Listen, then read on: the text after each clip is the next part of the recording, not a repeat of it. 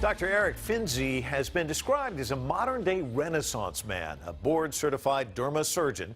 Dr. Finzi runs 2 dermatology practices near Washington, D.C., and devotes much of his time to treating patients with skin cancer. But he's also an expert artist whose medium of choice is epoxy resin, a highly toxic material that has caused the deaths of some artists. Dr. Finzi recently invited the full-frame cameras into his medical practice and his artist studio for a rare glimpse at the intersection of art and science.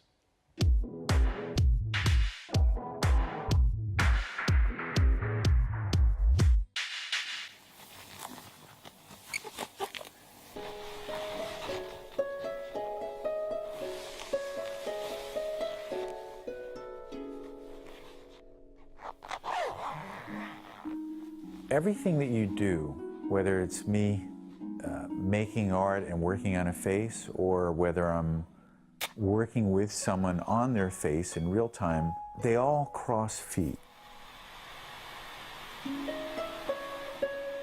I was trained as a bench scientist. Before I actually started working with patients, I actually worked in the lab.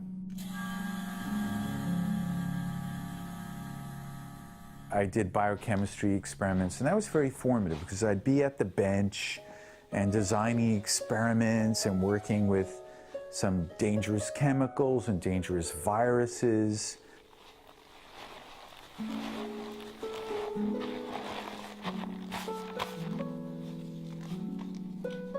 As a scientist, you do experiments.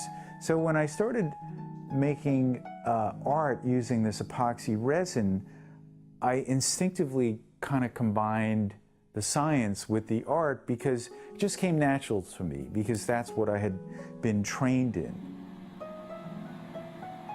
You wear this mask because epoxy is incredibly dangerous stuff, not in the short term, but in the long term it's killed a whole bunch of artists. So if you go back to the 1960s, you see that a lot of these artists who worked with epoxy, and they would just work with it, no protection, nothing, breathe the air. Well, they all wound up getting, some kind of cancer or liver disease or brain disease. They all died young. I realized very quickly that, okay, this is something I need to take very seriously. And I started treating the epoxy the way I treated some dangerous viruses that I worked with in the lab.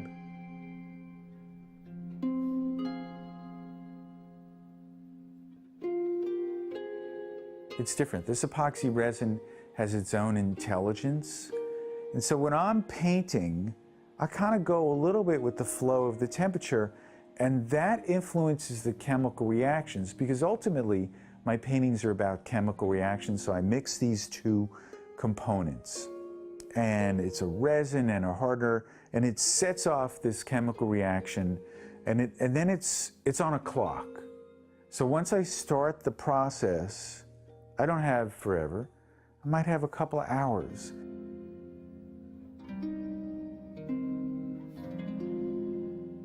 I have to leave it alone. And I'm not really sure what it really looks like until I come back the next day, because of the way the resin moves and flows. That all becomes part of the history of the painting. And if you look carefully at my paintings, you'll actually see the history. It was a few hours after I finished painting it, everything finally came to a quiet, peaceful stop, and that's it.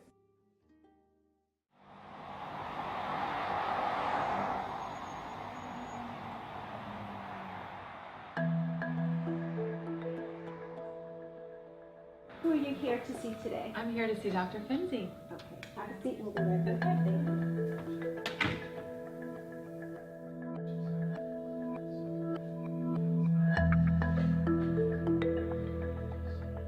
Hi, Mary. Hi, Dr. Finzi. How are you? So good to see you. Thank you. How have you been? I've been well. I treat everything with the skin. Anything that can be done in an office setting under local anesthesia, I will do. So that might mean surgery of a skin cancer. It might mean using a laser to get rid of a blood vessel.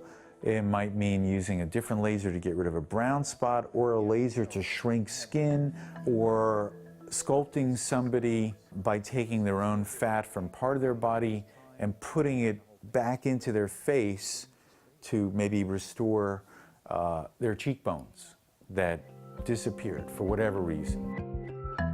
It's been itchy, and that's part of your body trying to get rid of it. It knows that there's something a little bit wrong.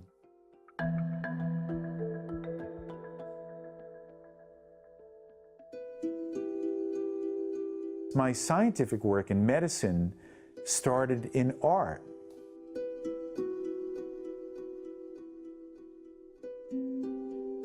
I was working on a series of paintings of mental hospital patients from the 1880s. Riveting pictures of their faces, strong facial expressions. You just see the angst in their brow. You can't help but you look at this picture from the 1880s and you're just wowed, like, wow, something's gone here. So I got really fascinated because of working on these paintings about this woman called Augustine. I've made a series of paintings of her, shows about her, and Augustine had this very expressive face. So I started then reading about mental illness from the 1880s.